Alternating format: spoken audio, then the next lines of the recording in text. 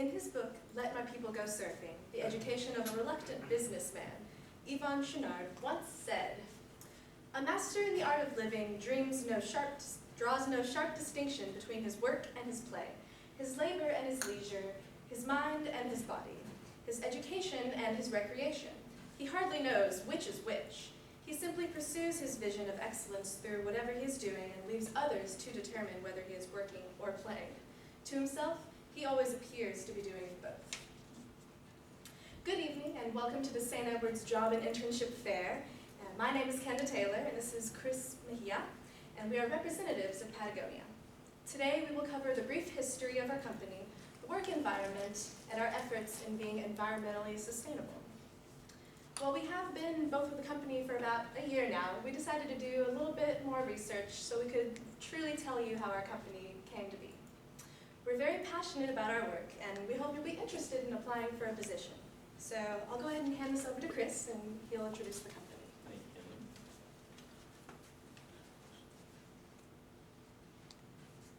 All right, on the history, it began around 1970 when Yvon Chouinard came back from Scotland and he went on a climbing trip with his friends. Instead of the conventional sweatshirt, sweatpants that everyone wore, they decided to wear a rugby jersey. This is kind of odd, but really practical because the jersey was durable because it was used for rugby and it had a rough collar. The collar was used to prevent wire from cutting into his neck while climbing. Soon his friends realized the practicality of this and they started wondering where they could get their own. So he ordered more shipments of jerseys and started selling and distributing them. Soon enough, this became a company trend. Other people began to follow suit. And in 1972, we began selling bivy sacks, weatherproof jackets, woolen gloves, and mittens. A bivy sack, for those of you who don't know, is just a small weatherproof tent usually used by climbers, suitable for usually one person. And with the company growth and expansion like this, they needed a name. So soon enough, Yvon Chouinard decided on the name Patagonia because he liked the visions it brought about. According to our company website, he's seen quoting that the word Patagonia brings about romantic visions of glaciers tumbling into fjords, jagged windswept peaks, gauchos, and condors. So with this new name, he was finally able to found Patagonia in 1974. This brings me about to our environmental responsibilities.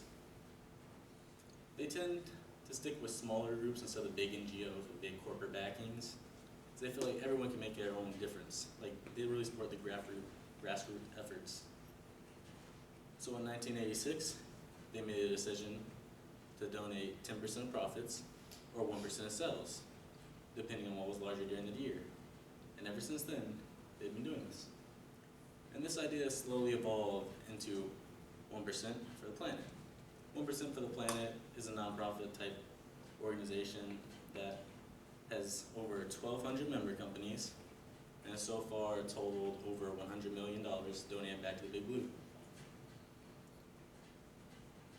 So in 1994, they also made a big change by switching from just normal cotton to organic cotton. Because normal cotton uses so many toxic pesticides that was damaging the water, the soil, and it was even harming the farmers. So they made this switch. It's a little risky because it took a lot to be able to farm or to cut ties with the people already using pretty much toxic cotton and develop new relations with other companies who were only producing organic cotton. Finally, there's a policy called warm wear, and there's also ironclad guarantee. Warm wear is kind of a recycling type thing, or not recycling, but warm wear teaches people how to repair their own gear. Like there's a series of instructional documents online teaching you how to repair your own products from Patagonia. And the ironclad guarantee is a recycling program in which you can repair, reuse, or repair, refund, or get your item replaced by Patagonia. And only the repair will cost a small fund if it's from wear and tear. With this, I'll pass it over to Kenda so she can talk about our environmental responsibilities. Actually about the work environment.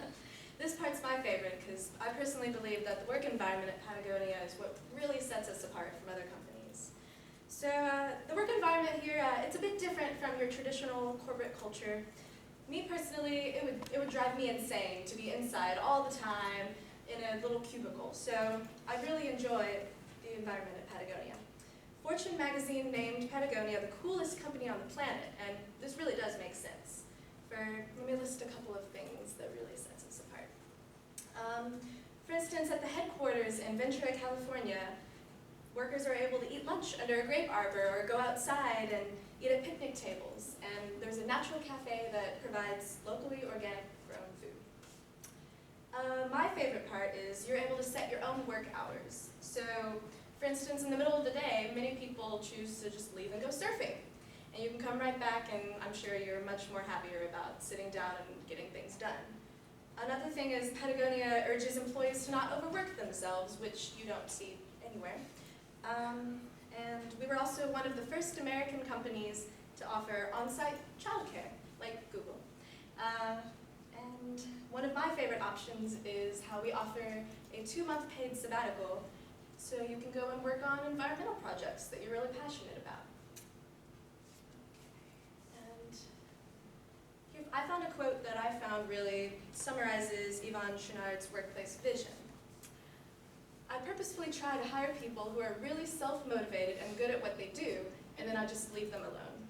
So I really find that this really shows like how he really organizes the company and lets things get done. So that wraps up our presentation. Today we covered the brief history, we told you a little bit about how we're environmentally sustainable, and we gave you insight on the work environment. Thank you. Are there any questions?